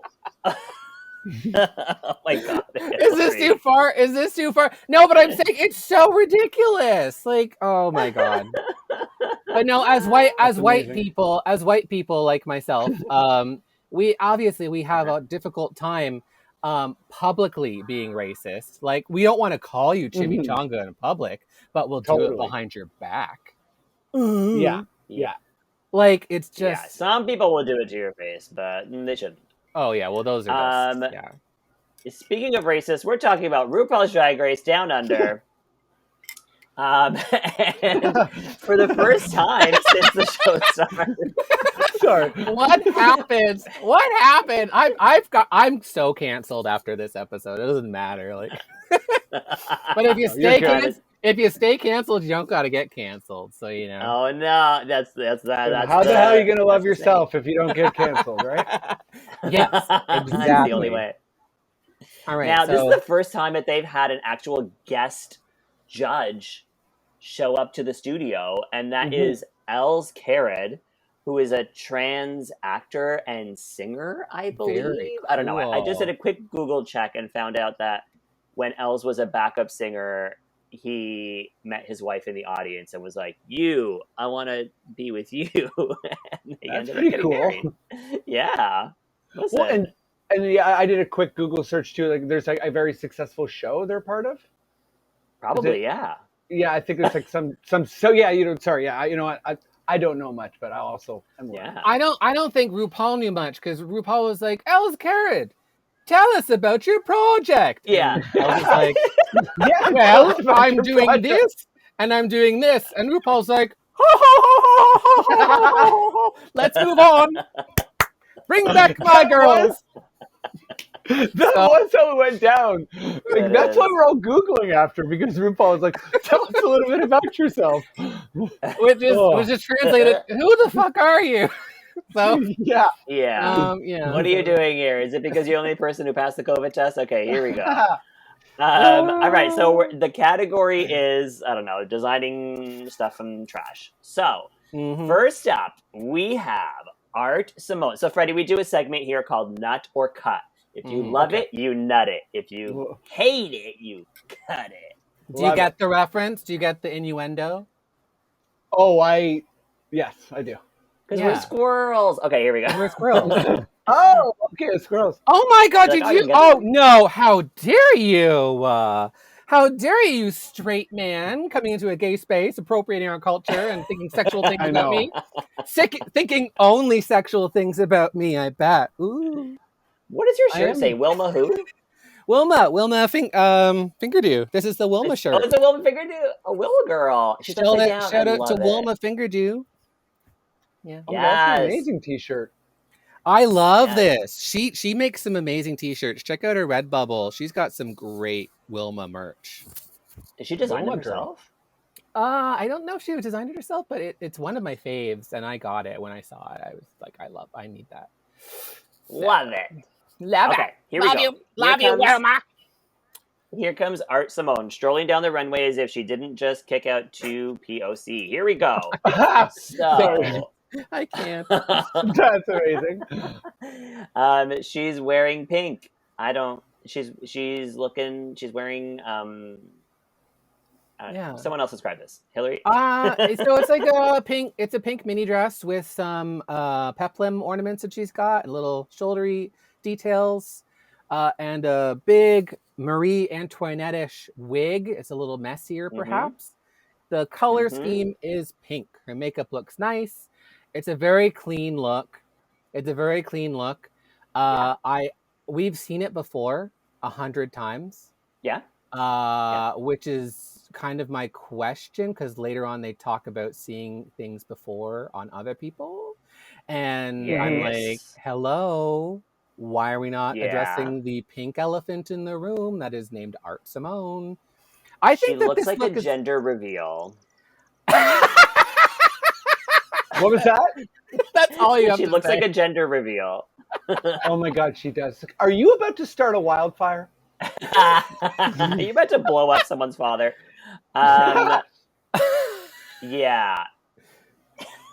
I don't see the trash though. Like, I don't know what this is made of. I can't tell. Yeah, I think it's basic. Well, there was the thing on like attached to her head. Was that a trash? Sure, yeah. That's thing? like what is like a dollhouse or something? It looked like I thought a lighthouse or something. I was trying to figure that out.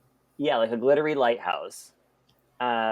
Great. So she stuck some shit in a wig. That's not great. Yeah, like everything else is fabric. Yeah.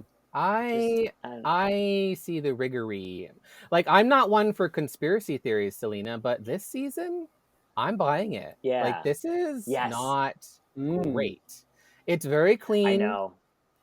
I don't think that this is a great look, though, for many reasons. Now, nutter cut. I don't know. I kind of cut it. I'm gonna nut it because it's. You cut it because it's boring. Yeah, I'm nutting it because I think it looks good. Yeah, I think this is a mixed.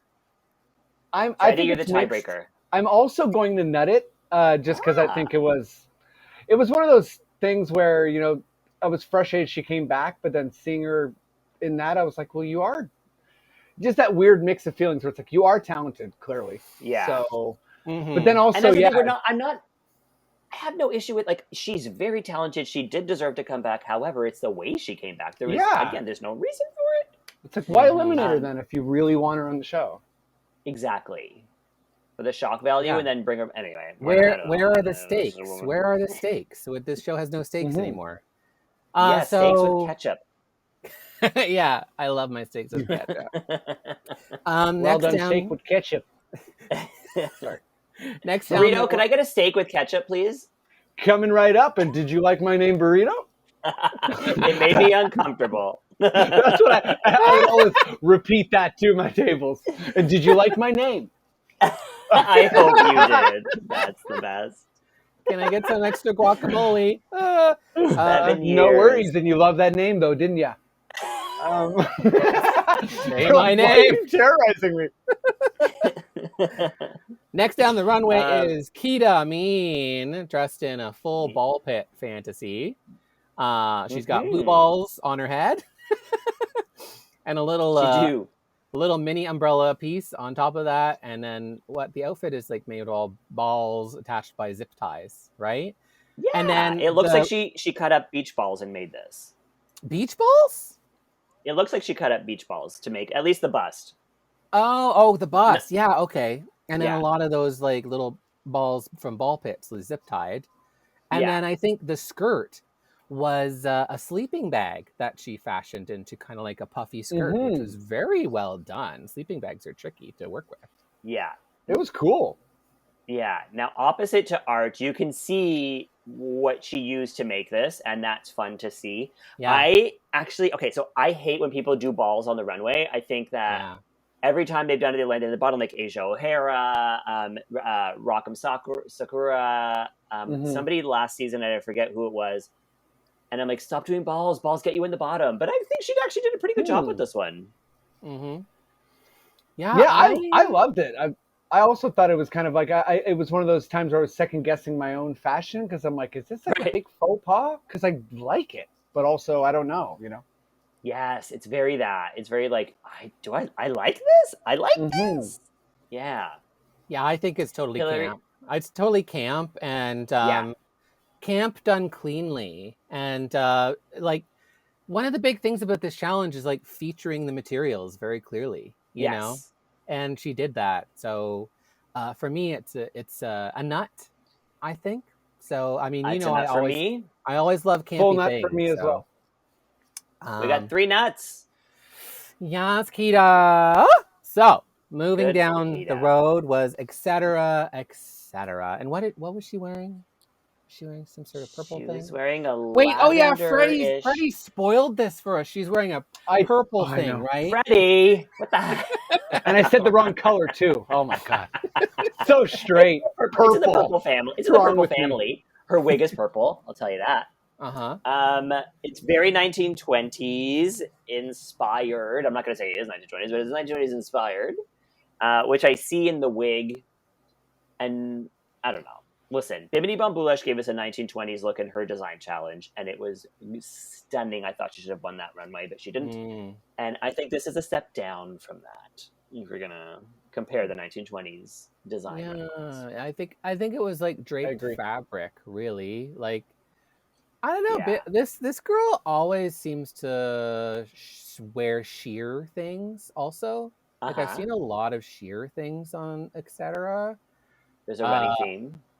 Yeah, and I feel like, you know, that old adage in Drag Race: stop relying on that body, because the shape from this outfit comes more from the silhouette of their body than the garment itself. It's just kind of this drapey thing that isn't hemmed, that's not that great. And don't use dream catchers. Don't use dream catchers. This show, I feel like, has trained me to not appreciate this look because it's not very bold. It's not like pushing any boundaries. It's like kind of, for me, the definition of like resting on your laurels, which didn't go well with etc. being kind of cliquey for me. Yeah, I love that assessment. Good. Well, also, you very clearly just see all of the undergarments, you know? Yeah. Like, and I know looking at underwear is good sometimes, but it's cool.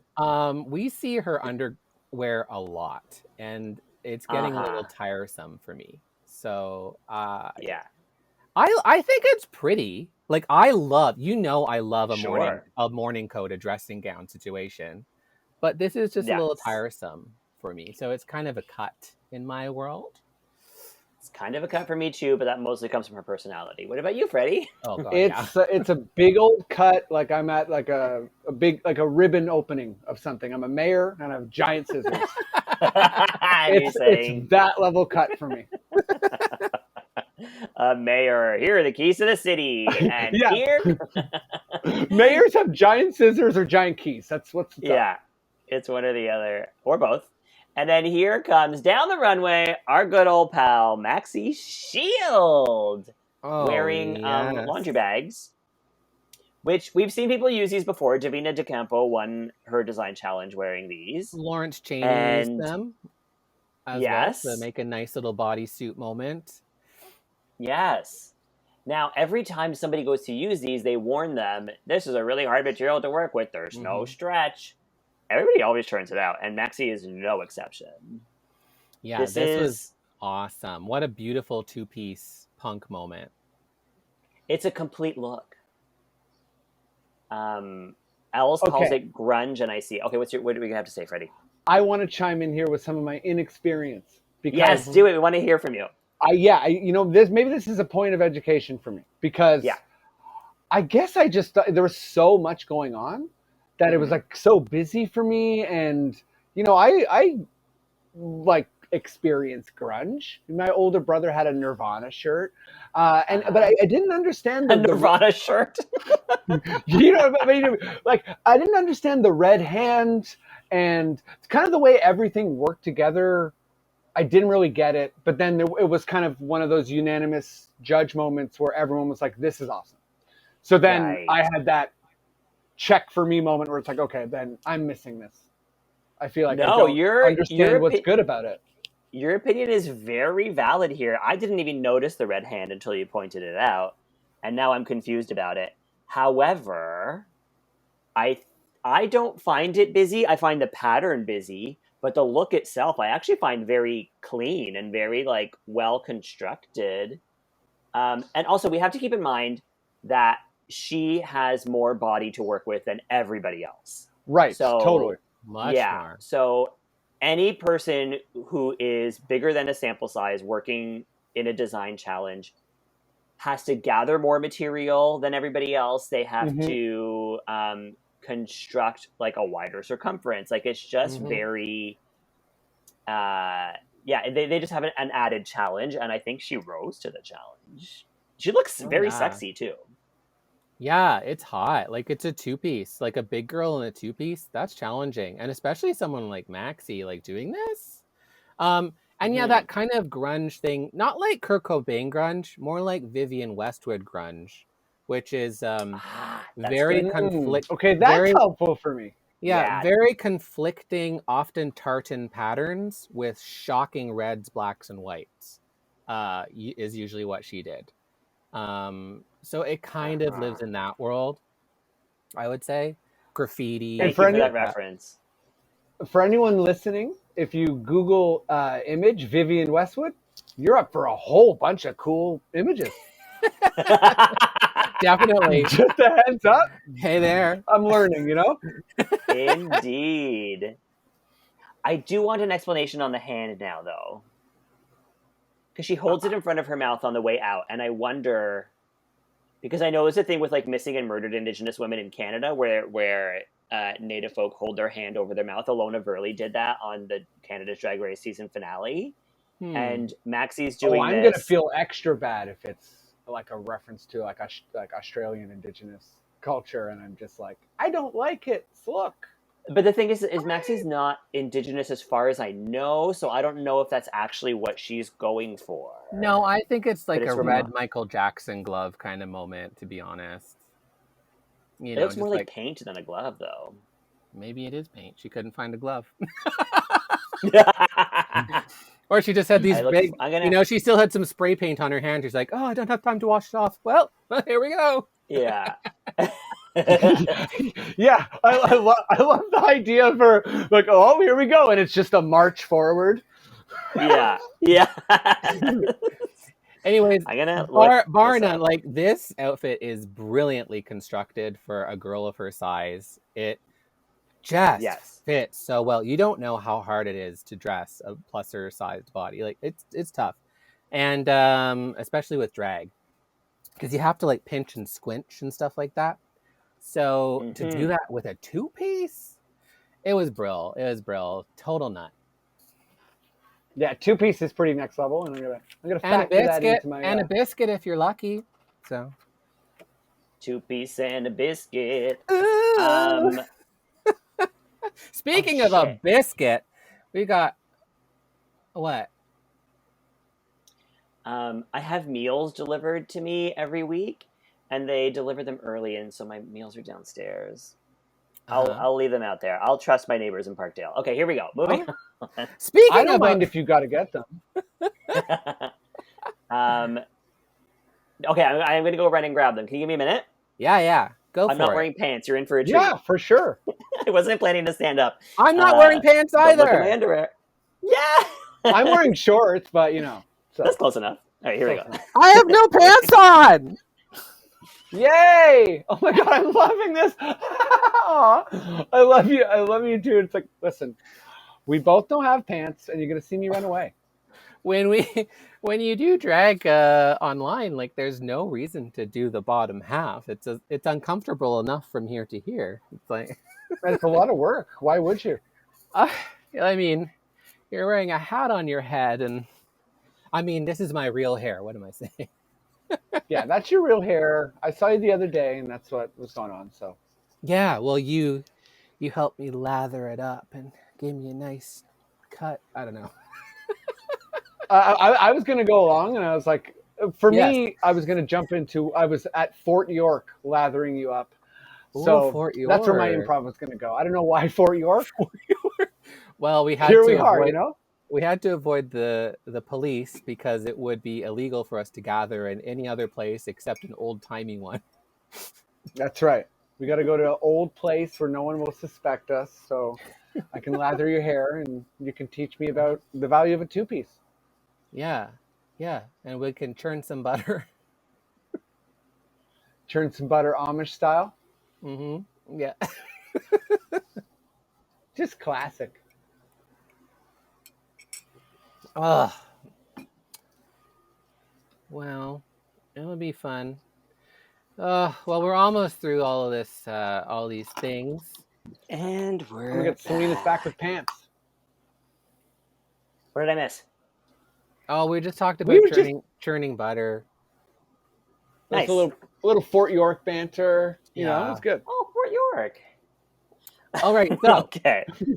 clap. Speaking of a biscuit, in walks Karen from finance, looking like an absolute sea biscuit of a drag. This was not great. It was her doing her little character thing. It just kind of looked like a Halloween costume. Like there was a blouse, there was a belt that was clearly hiding the fact that it was not well constructed. There was a skirt that was more like a towel wrapped around her waist. It was not great. It was not well done. No. Yeah. Freddie, I want to hear what you have to say.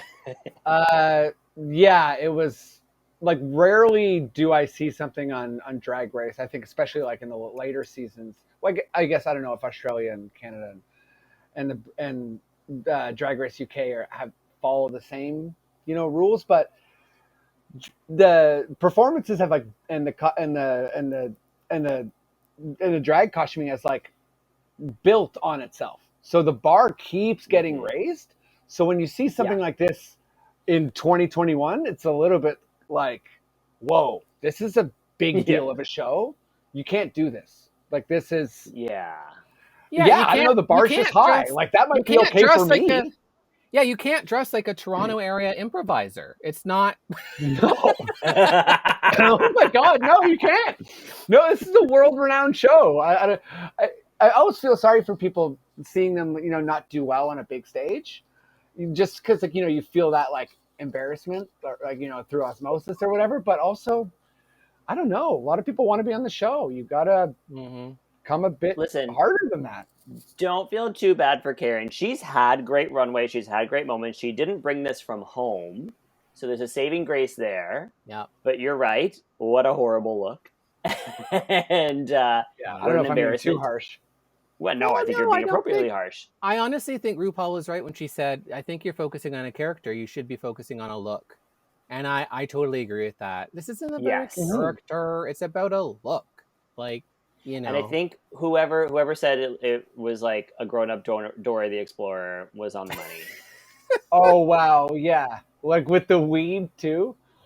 Yeah. Yes. And also, I don't know, like when RuPaul gives you such specific input, do not, absolutely do not be like, that's a yes and moment. It's not a no but.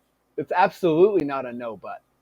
Right. You're going down the wrong path when you're focusing on your props, and your props are literally just some fake leaves wrapped in a towel.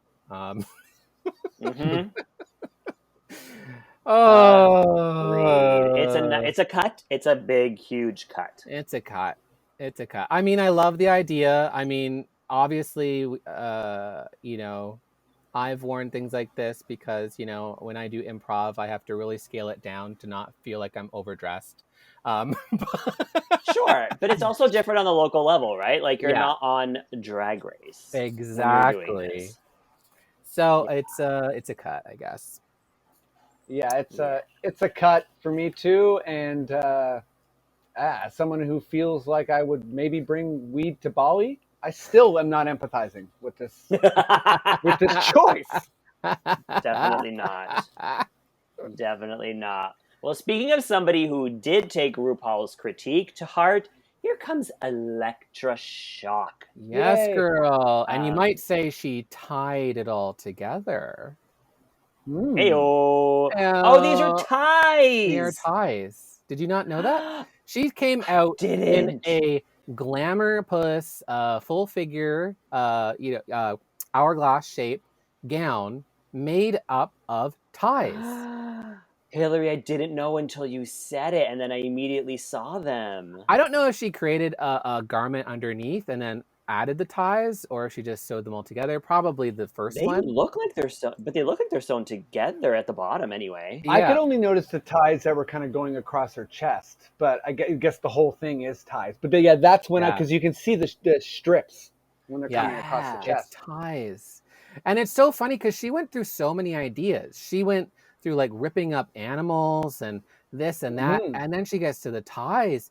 She's got some skills to really put it. And she seemed like she was doing it last minute too. Yeah. Well, or I mean, not last minute, but like kind of like the camera was making it look like, oh, she's not going to finish in time. And I'm like, oh man.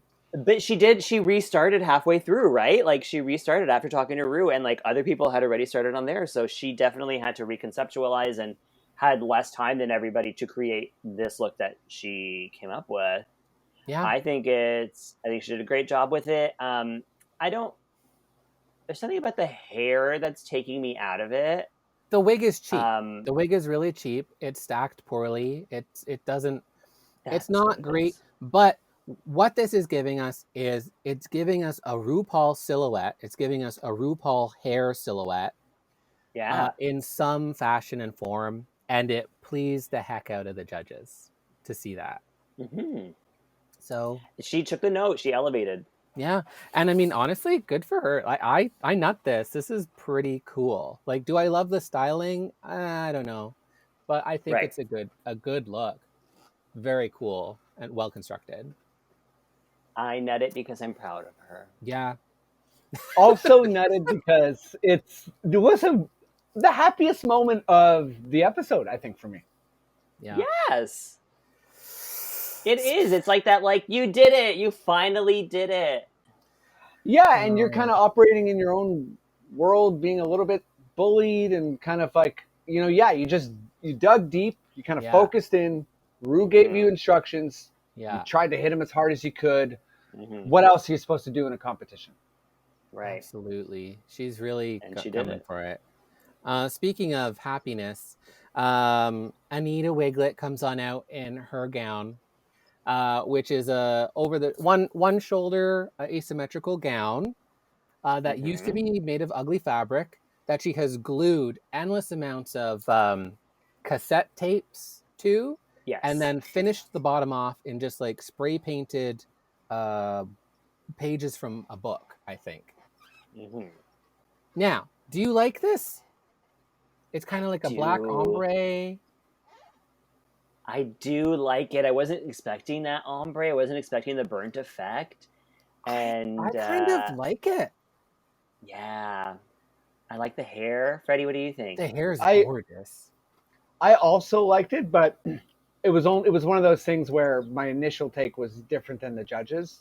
Because I didn't like dislike it or anything, but I kind of, once they went into the closer shot, I was able to kind of see more of the like intricate pages and any I feel like any look too that like inspires a really good like banter moment is good for me too. I liked Rue taking a jab at Michelle.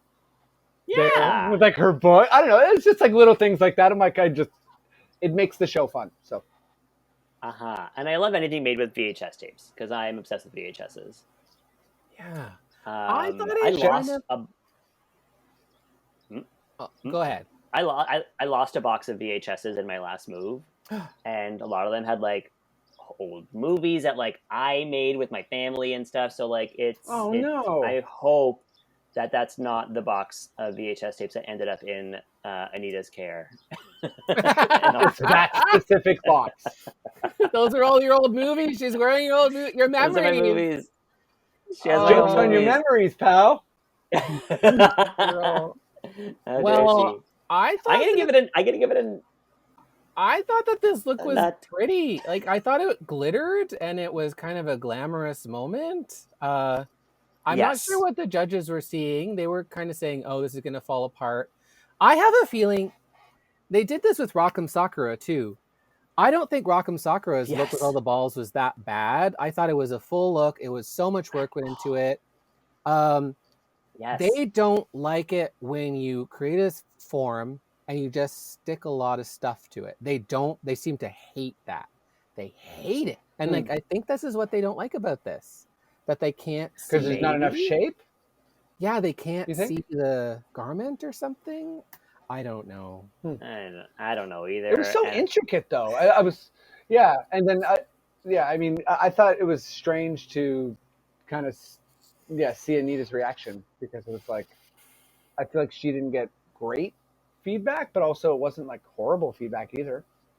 I don't Right. know what it was, but Anita. I just know I liked it and I nut it. I mean, I nut it. Cautious I guess I nut nut it. for me. I nut. A cautious nut. I guess it just maybe it looks better on camera. I don't know. I nut it. It was good. Yeah.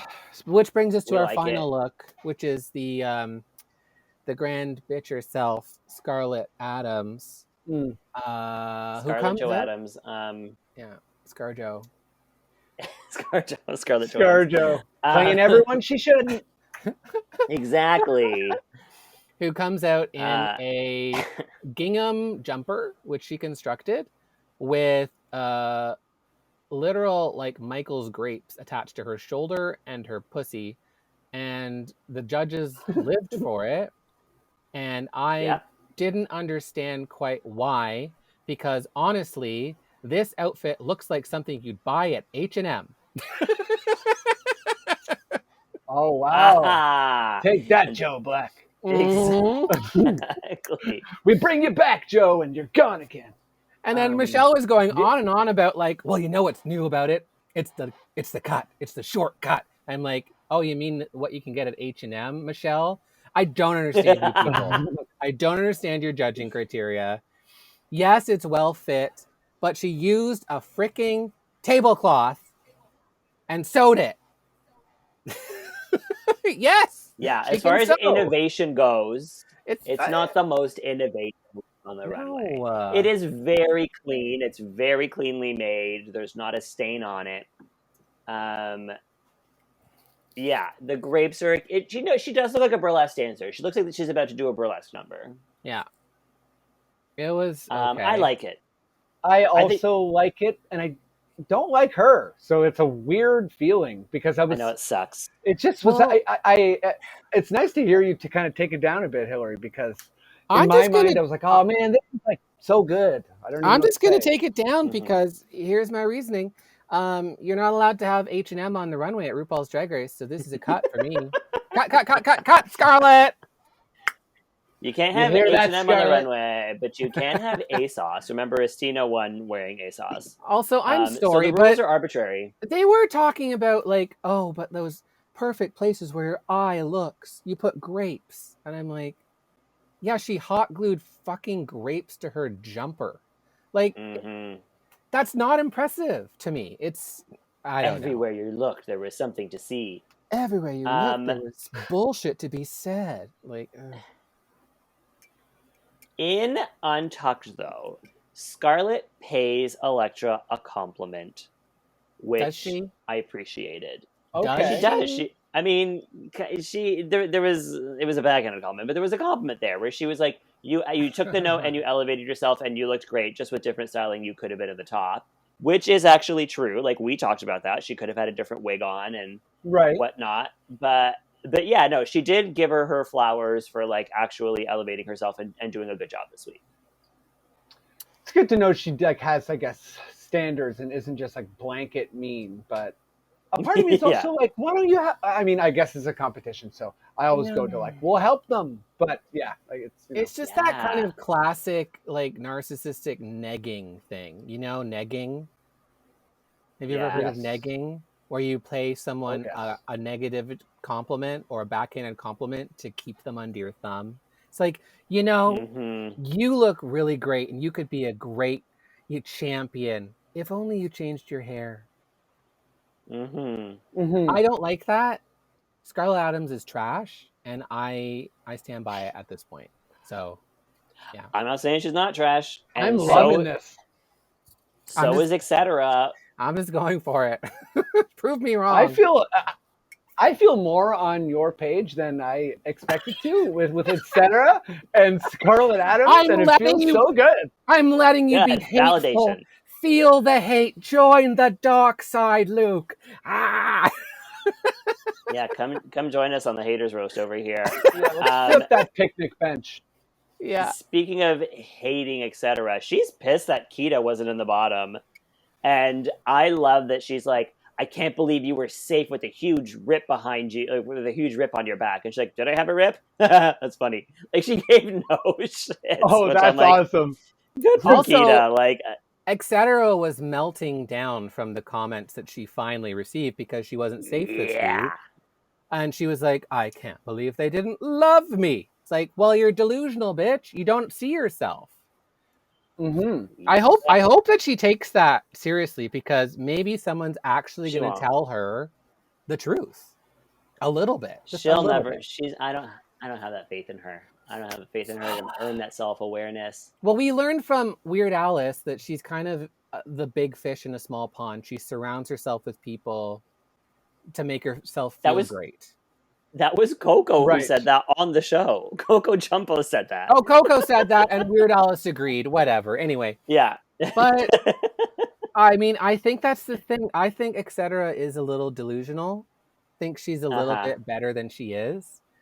And I mean, all drag queens are delusional. We have to be delusionally confident. That's what people like about us.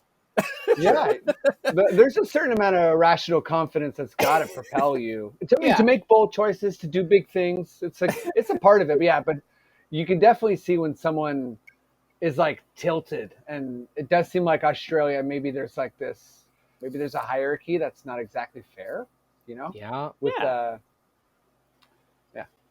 100%. That you couldn't have said it better myself. And this is coming from a stupid straight man. So viewers, listeners, stupid as they come.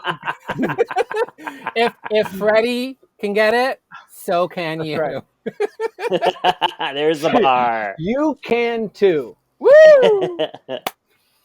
Now, speaking of stupid, our winner is Scarlett Adams. Yeah, okay, whatever. Basket. H&M won, apparently. Sorry, Joe Black. H&M wins the day. Yeah. And then our bottom two are Karen from Finance and Anita Wiglet, which I saw coming. I wish it was etc., but... Me too. Oh, I would have loved to see etc. in the lip sync. I'm like, you would have been extra nervous. You probably wouldn't have been eliminated, but... Cool. I was a little bit gagged to see both Anita and Karen in the bottom because they're both strong contenders for me. Yeah. Yeah, it was one of those moments where it's like, wait, one of you are going home? This doesn't seem like it lined up right. Yeah, right? Like, I guess one of them's going to come back next week.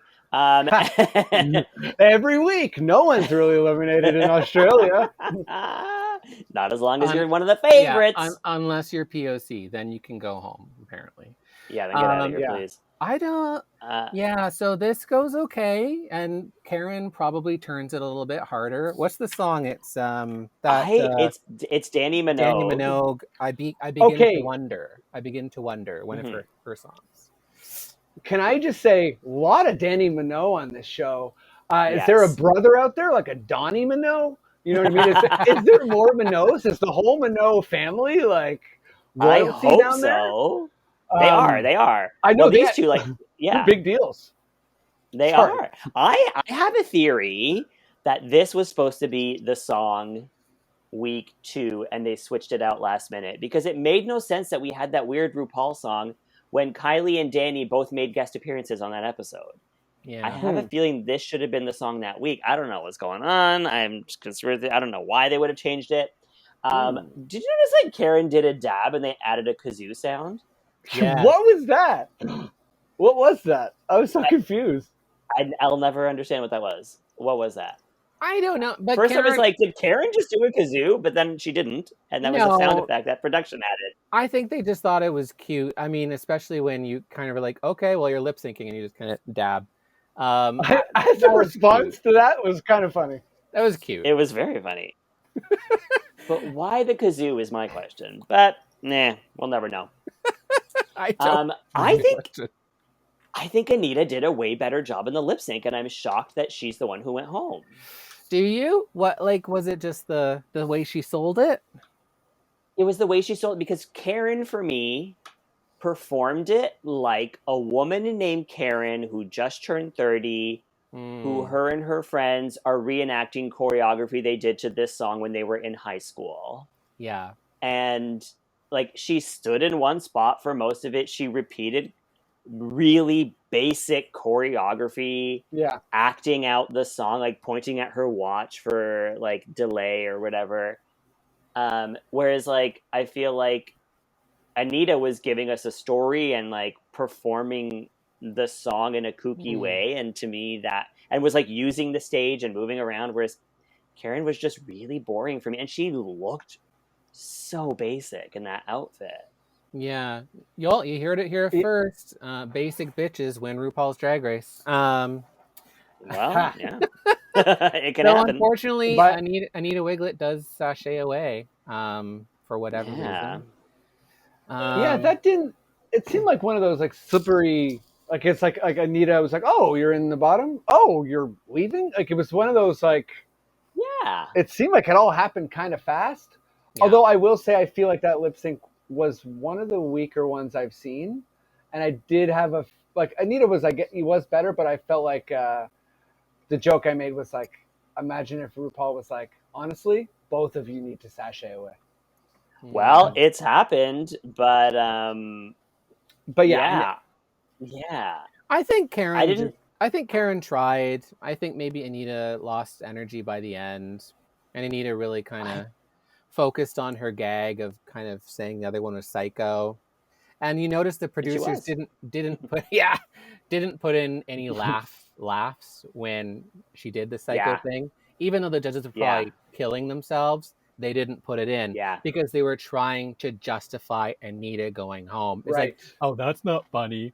And then 13-year-old girls are seeing someone go psycho and being like, oh, that's not funny, and learning. I don't know. It's like cultural stupidity. Yeah. But Anita goes home. And I hate this because they are systematically getting rid of everybody likable on this show. Yeah. Everybody. Anita's gone. I fear for Kita now. I fear for Maxie. The rest of them are just awful people. JoJo was amazing. Such a great personality. Coco had such a great personality. You're hitting the nail on the head. There's no one to root for anymore. Yeah. Who are you rooting for? Electra? But I mean, even Electra's kind of a bitch. So she is a little bit of a bitch. Yeah, she kind of is. And if you've watched House of Drag, where she was previously on, she's a real stinker sometimes. So. And also, like, as much as I was saying it was the nicest moment when Electra kind of like took the note, there's also like the counter to that is, you know, when you're in the bottom, you can't say you're in the bottom because you're too good. Yeah. Like that's full delusional. I'm sorry. Like you just can't be like, oh, I'm actually the worst because I'm the best. It's like, that's what a little kid says. Like, sorry. Totally. You can't say that. That's like a weird delusional thing to say. I think the only reason we root for Electra right now is because she's kind of the underdog. She's the outsider. Yeah. She's the one from New Zealand that nobody knows, and they're being mean to her. Mm-hmm. But like, if you flip it around, like Hillary said, and watch House of Drags, she was in their position where she was bullying other people, and she had way too much confidence, and she was the one who was like, "I'm sending you all home, and I'm winning this. Fuck all of you."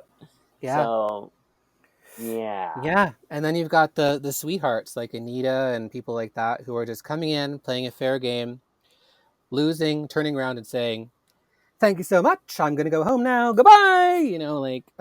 She won the Snatch game. Like, she killed it 2 weeks ago. And she's been killing it every week. And, I mean, I'm sure you've talked about it a bunch, but I thought it was kind of a weaker Snatch game. So I think she kind of saved it a little bit. Yeah, she was the only one that was like, yeah, you're the winner. Yeah. Well, hey. There it is. Another episode of RuPaul's Drag Race Down Under, in the bag, in the kangaroo pouch. We've gone through the design. We've gone through the design weeks, to the fashion weeks. Now we're getting into the acting and comedy challenges, and no one funny and talented is left. Oh, well. That's right. Freddie, thank you so much for joining us. It's been wonderful having you as our first straight guest. Yeah. Make sure we're all listening to Confederacy of Drunks on the Sonar Network. Freddie, where can people Did you just say Confederacy of Drunks?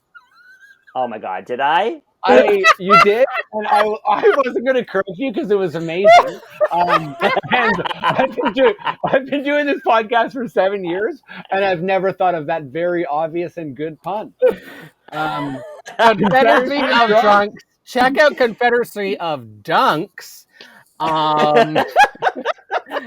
And their sister podcast, Confederacy of Drunks, the after show on top. That's the after show.